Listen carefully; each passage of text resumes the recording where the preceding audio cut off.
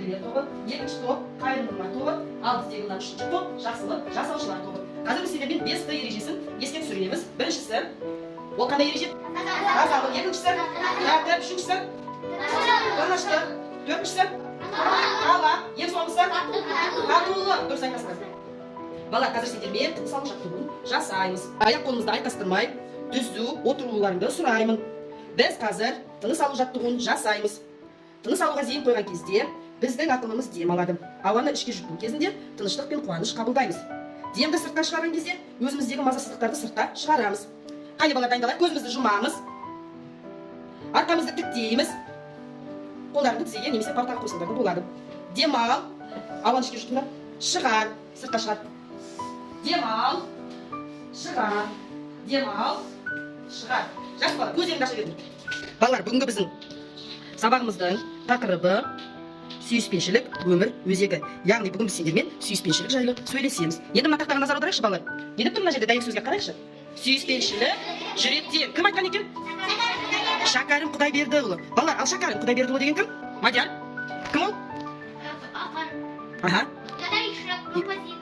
Және? Философ, және? Жақсы, отыра ғой. Ол қай жылы дүниеге келген балалар? Дүниеге келген жылы. Нұрислам? Аха, келген.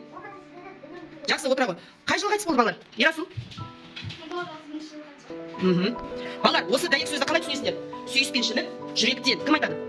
Кім айтады балалар? Сүйіспеншілік жүректен деген сөзді кім қалай түсінеді? Ал Нұрасыл?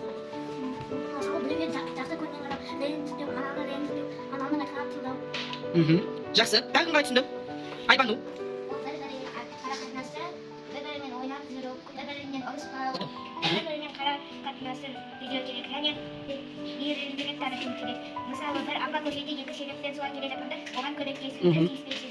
Жақсы, сенің өз ойың. Ал әмір айтады.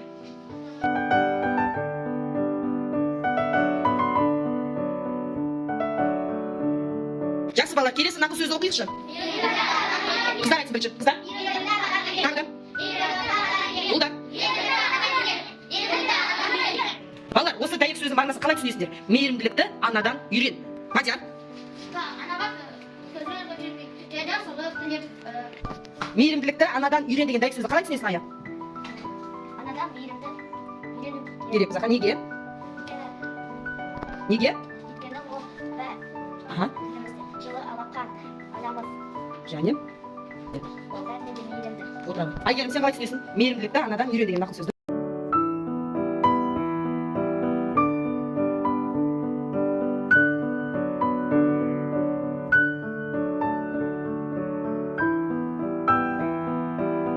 Әрбір адам балалар өзіне, отанына, туған еліне, ата-анасына сүйіспеншілікпен қарайды. Дұрыс па? Әлемдегі барлық жақсылық осы сүйіспеншілік арқылы келеді екен.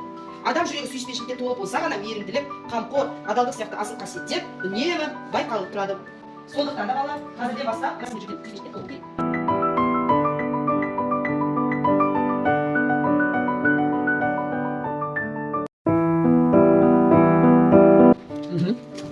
Оқимыз. Өзің анаңды қалай жақсы көресің, айтып кел. Ал айта ғой балаларға, тыңдаймыз. Мен анамды қатты жақсы көремін.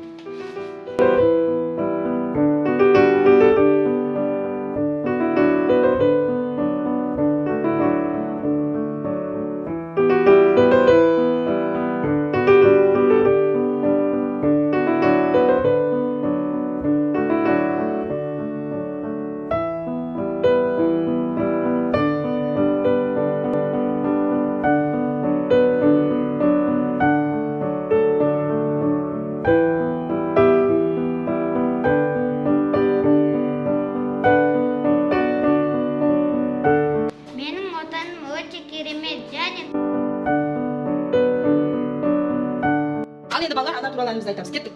Нұрын төккен маған шуағысың сен, айналайын маған қуанышым сен. Шаттандырған мені жұбанышым сен, құттықтаймын сені туған күніңмен. Ля ля ля ля.